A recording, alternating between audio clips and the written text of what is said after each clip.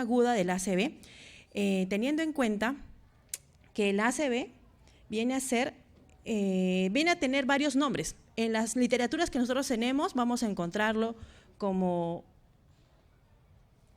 stroke, enfermedad cerebrovascular, accidente cerebrovascular, ictus, apoplejía, eso es en las diferentes literaturas que podemos tener tanto en la europea y en americana. Y en la nueva guía de stroke 2018 vamos a encontrar el término de AIS, que es Acute Ischemic Stroke. Entonces, eso viene a ser el ataque agudo isquémico, ¿no? Entonces, ¿qué vamos a ver primero? Tenemos que definir qué viene a ser un accidente cerebrovascular.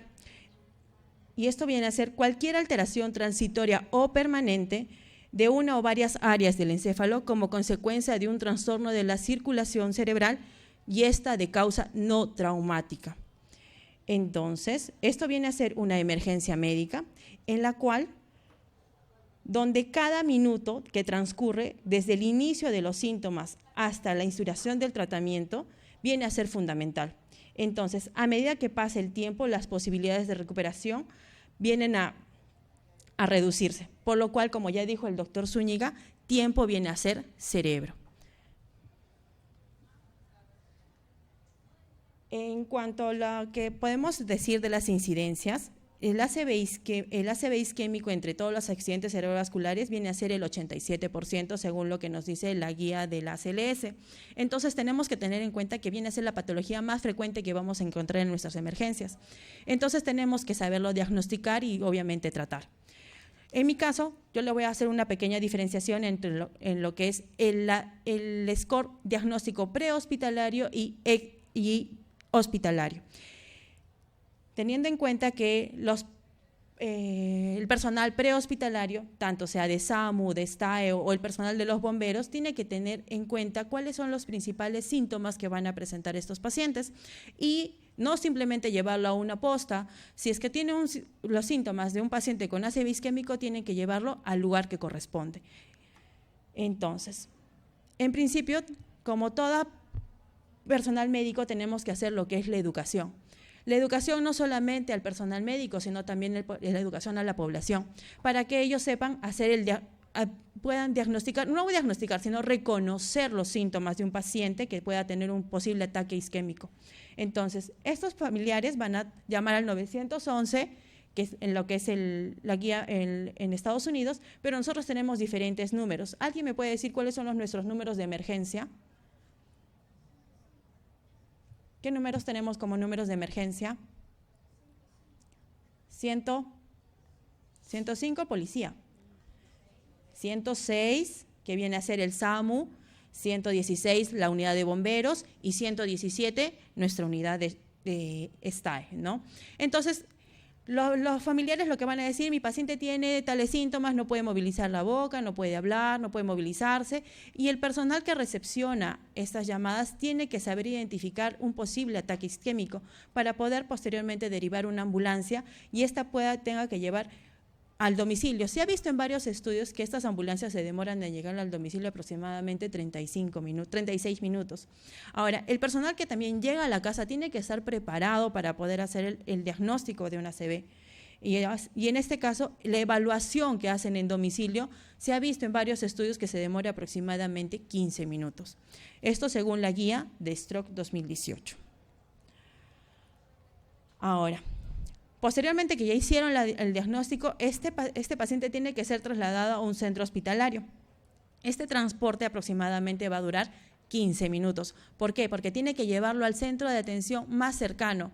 Supongamos que tiene una posta y un hospital, no va a llevarlo a la posta, porque en la posta no van a poderle hacer el diagnóstico, sino que lo tiene que llevar al hospital. Pero tampoco lo va a llevar pues al hospital más complejo, donde se va a demorar, como por ejemplo, 1 hora, porque también va a ser tiempo perdido. Tiene que llevarlo a un hospital donde por lo menos tenga un tomógrafo, un equipo especializado, ya sea por emergenciólogos o neurólogos, y sobre todo que tengan el medicamento que los va a ayudar. En este caso, el Lactilice o el Lacteplace. Entonces, en cuanto a la evaluación prehospitalaria, tenemos un score que ha sido del score del Cincinnati Hospital Stroke Scale. ¿Que alguien sabe cuál es esta escala? es el FAST. ¿Alguien sabe qué significa FAST? No. La F viene a ser de face, en la cual vamos a encontrar una parálisis facial. Entonces, en el cual vamos a encontrar que media cara del paciente no la puede movilizar. Entonces, ese podría ser uno de los primeros síntomas. Después, que no pueda movilizar alguna de las extremidades, en este caso, arm, del miembro superior. Entonces, en este caso vamos a evaluar al paciente de que levante los brazos, y si es que uno de estos no se puede mantener más allá de 10 segundos elevado, también puede ser un signo. El speech, que viene a ser el habla. Si el paciente tiene alguna dificultad para el habla, también puede ser uno de los síntomas en los cuales esté teniendo un ataque isquémico. Y sobre todo, como hemos dicho, el tiempo, que tiene que ya activar lo que es el 911 para poder llamar y activar lo que es el sistema de emergencia. Entonces, si alguno de nuestros pacientes tiene alguno de estos síntomas, se ha visto que si tiene por lo menos uno, tiene el 72% de posibilidad de tener el diagnóstico de una ACV. Pero si tiene los tres, tiene el 85%. Entonces, como le hemos dicho anteriormente, tenemos que preparar tanto a nuestro personal, para las personas que viven en casa, como al personal que está en las ambulancias, y tiene que estar preparado para hacer un diagnóstico, sobre todo temprano, y al momento que hacen el traslado, tienen que comunicar. Siempre tienen que comunicar, porque se ha visto que en muchos casos agarran al paciente, lo suben a la ambulancia, llegan a la emergencia y no avisaron. De repente, en ese momento de la emergencia, el tomógrafo está malogrado, no tienen el medicamento y viene a ser tiempo perdido. Siempre la coordinación viene a ser importante en todo tratamiento de paciente. Y a nivel hospitalario, tenemos a nuestra nueva unidad de emergencia del Hospital Rebagliati, tanto de todos los hospitales, ya sea del Ministerio de Salud o de las Fuerzas Armadas. Tenemos que ver que el paciente, al momento que llega, que por lo menos tenga menos de 3 horas de inicio de síntomas, sería lo ideal. Si es menos de 1 hora, sería lo ideal. Al momento que el paciente llega a la emergencia, también va a tener una evaluación general, ya sea por el médico de triaje o por el médico de shock trauma. Esta evaluación inicial tiene que demorar menos de 10 minutos. Posteriormente tenemos que hacer la evaluación neurológica en la unidad de shock trauma, que tiene que ser en menos de 25 minutos desde que llegó.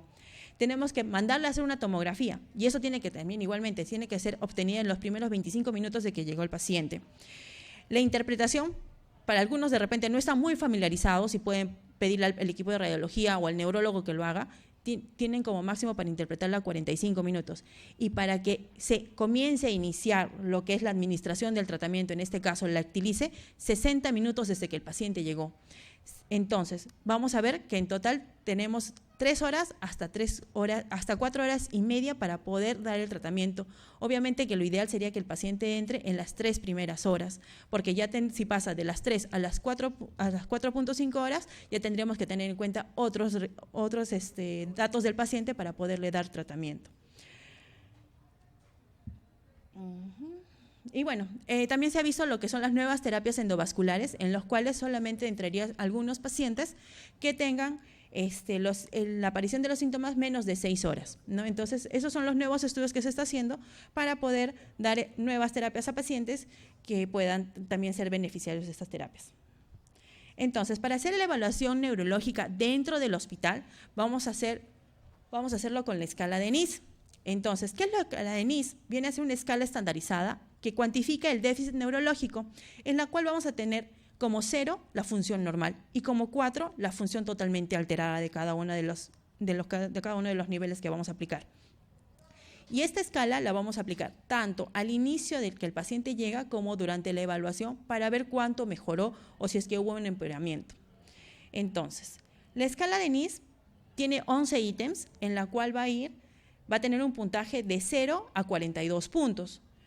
Y esto va a ser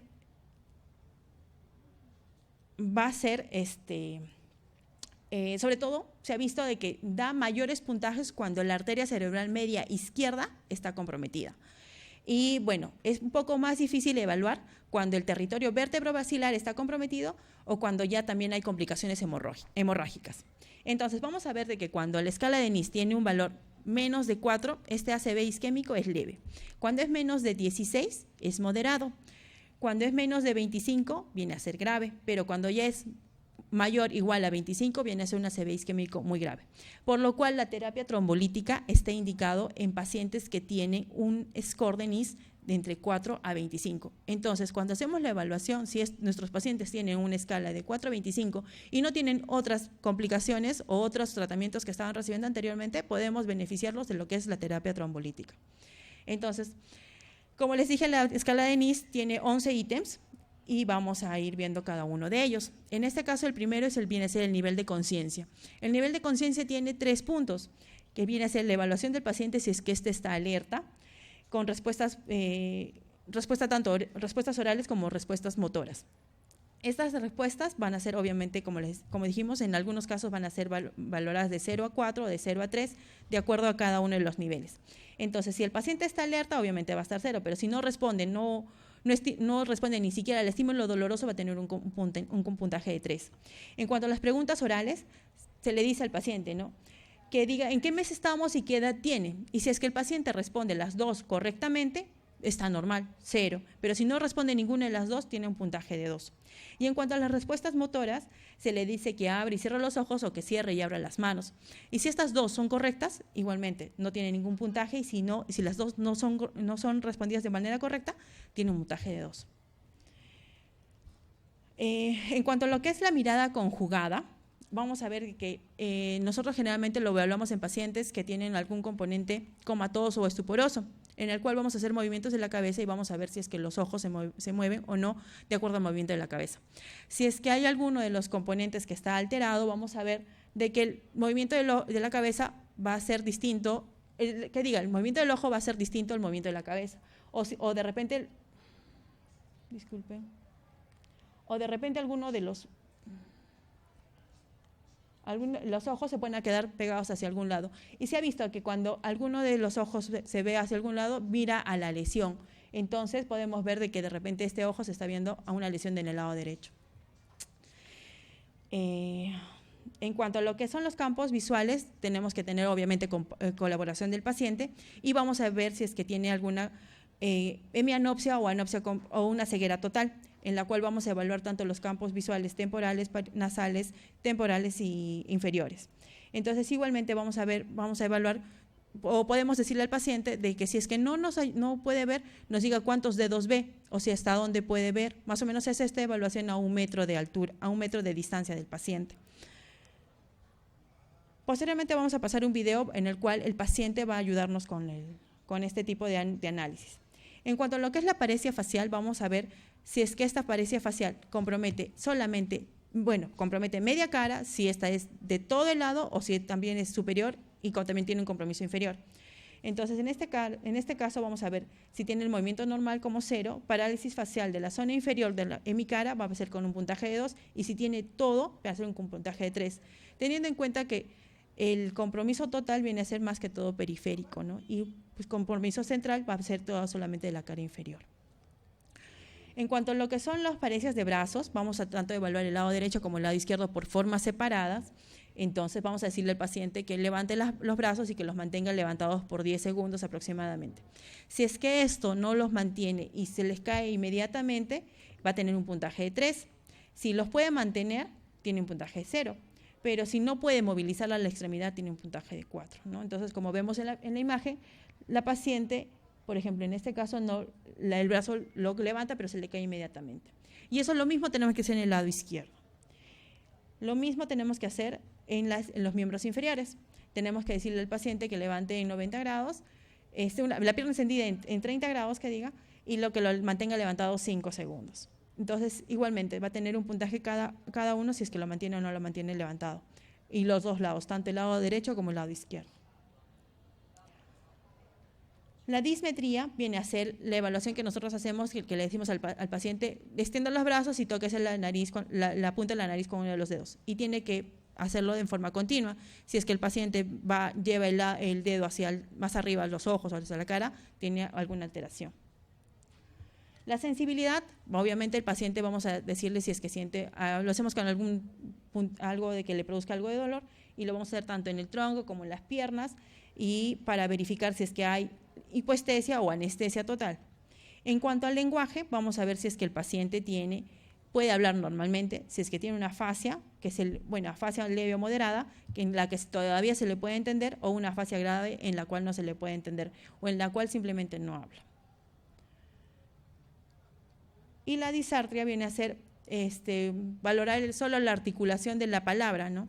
Entonces, en este caso vamos a ver si es que el paciente está normal o si es que está intubado. Obviamente le vamos a colocar un puntaje 0 porque el paciente no puede hablar, pero si tiene una leve disartria vamos a tener un punto de 1, y grave o prácticamente está mudo, tiene un puntaje de 2. La extinción, inatención y la negligencia vienen a ser en las cuales hacemos al paciente, la extinción viene a ser en caso de estímulos bilaterales simultáneos, el paciente no es capaz de percibir el lado contralateral. La negligencia viene a ser en el cual el paciente es incapaz de orientarse o responder ante un estímulo en el lado contralateral de la lesión. Y la inatención es cuando el paciente totalmente ignora todos los estímulos que le demos. Entonces, cada uno igualmente va a tener un puntaje. Acá les traje un video en el cual vamos a ver cómo se hace esta evaluación.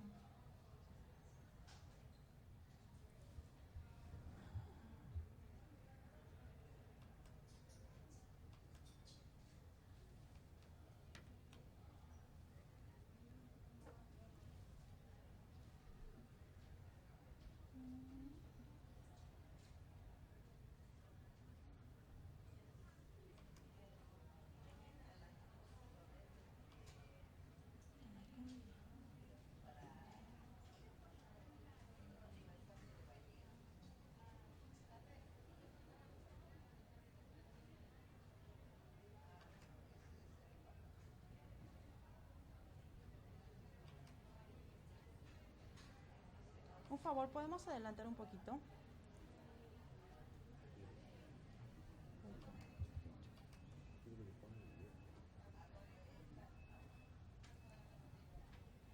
¿Cómo saco de acá para adelantarlo un poco?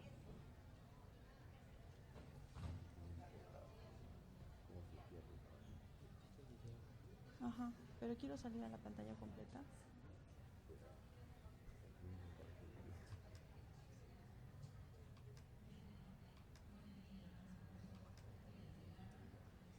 Ahí pásalo.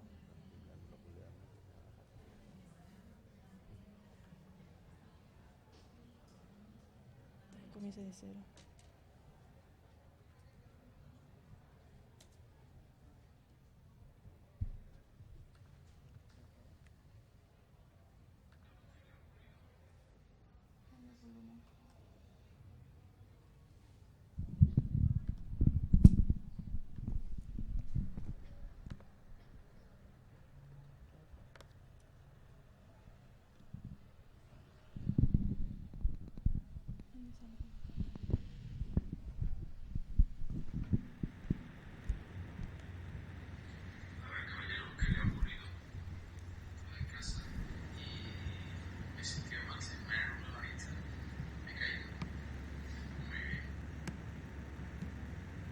Entonces, en este caso, el paciente está diciendo que se había caído, ¿no?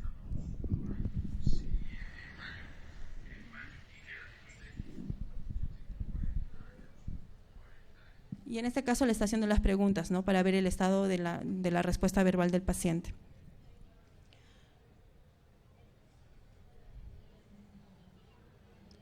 Para evaluar el nivel motor,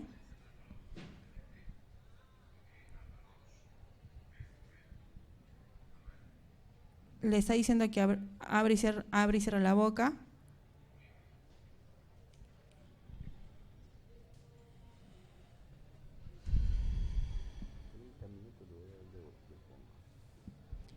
Cuando es la mirada conjugada, como dijimos, tiene que poner un objeto y tiene que decirle que siga al objeto con la mirada sin, moviendo la cabeza, pero sin que siga con la mirada, ¿no? Y vamos a ver que el paciente sigue al objeto que mueve. En cuanto a los campos visuales,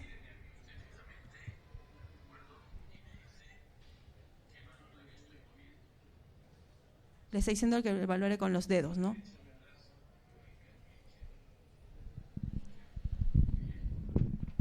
tanto en todos los campos, como les decía, tantos temporales, nasales.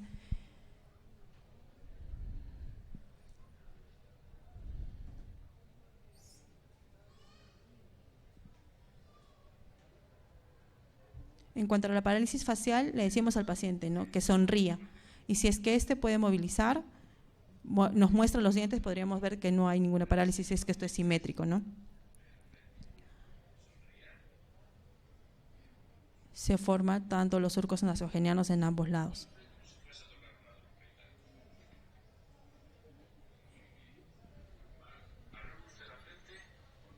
Que arrugue o que la frente, ¿no? Entonces, en ese caso también igualmente vemos si es que hay o no hay parálisis facial. Las paredes en las extremidades. Entonces, brazos extendidos 45 grados, que digan extendidos 90 grados y el paciente sentado.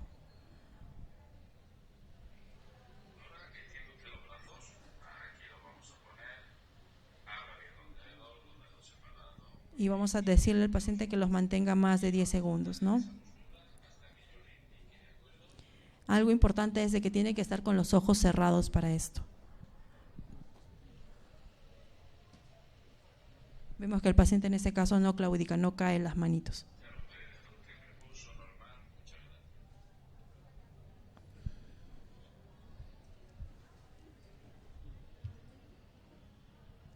Igualmente vamos a hacer la evaluación en los miembros inferiores, con las piernas extendidas, como les decía, en 30 grados.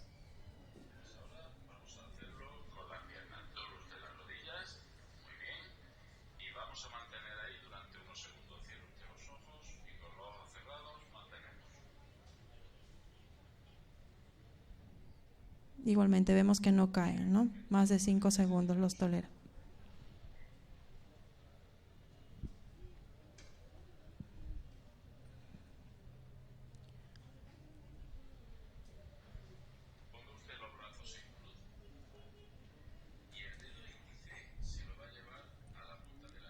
Dedo índice a la punta de la nariz. Uno por uno. Con los ojos cerrados.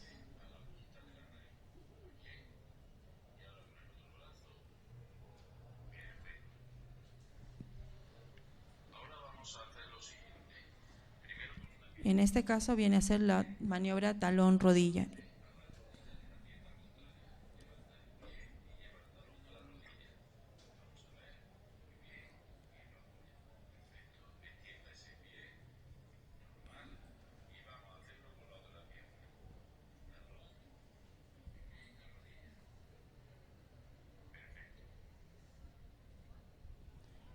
Ahora vamos a hacer la evaluación de la sensibilidad.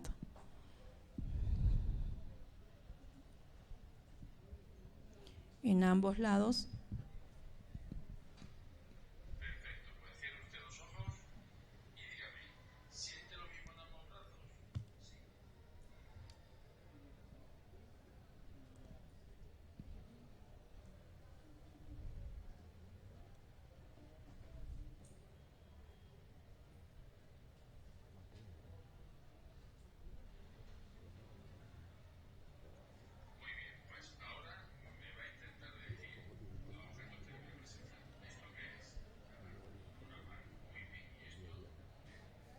Le podemos demostrar figuras o le podemos decir que nos nombre algunos objetos que tenemos en ese momento y ver si es que el paciente puede reconocer y hablar.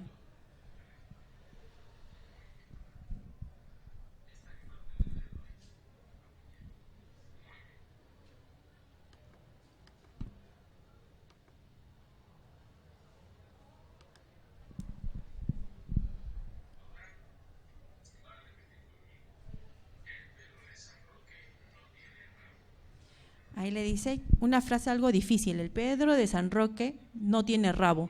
Entonces, para ver si es que el paciente puede articular bien, ¿no? Entonces vamos a ver de que en algunos pacientes que tienen disartria van a arrastrar alguna de las palabras y sobre todo las que tienen R.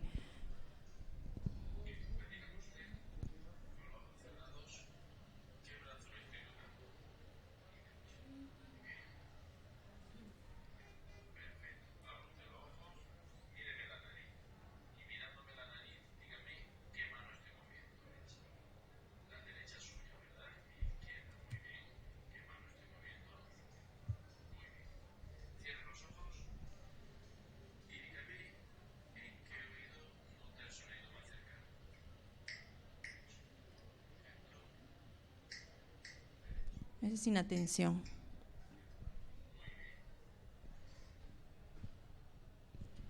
Bueno, más o menos tenemos que irnos capacitando en lo que es la evaluación de lo que es el NIS. Las escalas de NIS las tenemos ahora con mucha mayor facilidad en todos nuestros celulares, podemos bajar los scores y podemos ir haciendo lo que son las evaluaciones de nuestros pacientes.